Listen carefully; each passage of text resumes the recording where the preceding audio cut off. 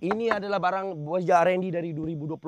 Tak hancur-hancur lagi sampai sekarang. Dan ini adalah Cobra-Cobra murah, set-set yang dekat Hafiz Enterprise. Korang sendiri tahu, event akan dimulakan dekat Hafiz Enterprise sempena musim mat raya dan juga clearance. Dia mula 9 malam geng sampai 3 pagi. Okey, yang sudah tetap adalah malam minggu. Setiap malam minggu memang ada clearance dan juga function 9 malam sampai 3 pagi dekat Hafiz Enterprise. Dan satu lagi yang ramai yang tengah hype ni, kan nampak Bojan ada jual sofa garnish 10,000, betul? Mari. Bos, ada tak yang bawah 10,000? Nampak tak design berapa ni? Ni design 8,000 lebih. Tapi dekat gudang dekat Hafiz Enterprise, harga dia dari 2023 tak pernah naik, geng.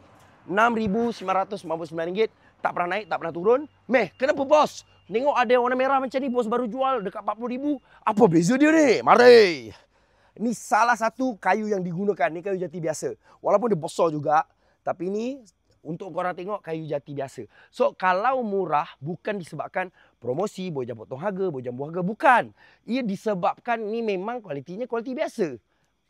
So kalau korang tengok 30 lebih ribu tu, contoh jom. Ni beza yang Bojan tunjuk. Jumpa korang malam. Okey. Ini kain Turki, bos. Tengok bos ada jual kain Turki, semua RM10,000, tak ada ke yang bawah RM10,000? Jawapan dia mestilah ada. Yang ini baru RM6,999 juga. Meh, tengok ni ciri-ciri kayu dia. Sama geng. Kayu jati kampung yang Bojan gunakan walaupun besar. Dia belang macam ni.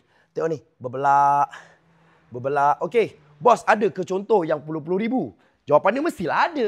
Mari. So, Bojan tunjukkan yang colour sama. Ni. Yang ini dekat RM40,000. Korang tengok urat je jati macam mana. Nampak? Lepas tu spannya, alamak. Dah tak boleh duduk pula. Okey, ni geng. Lembut macam ni. Okey, nampak?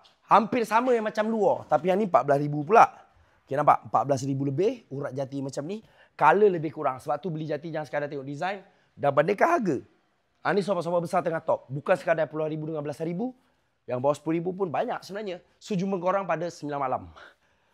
One more.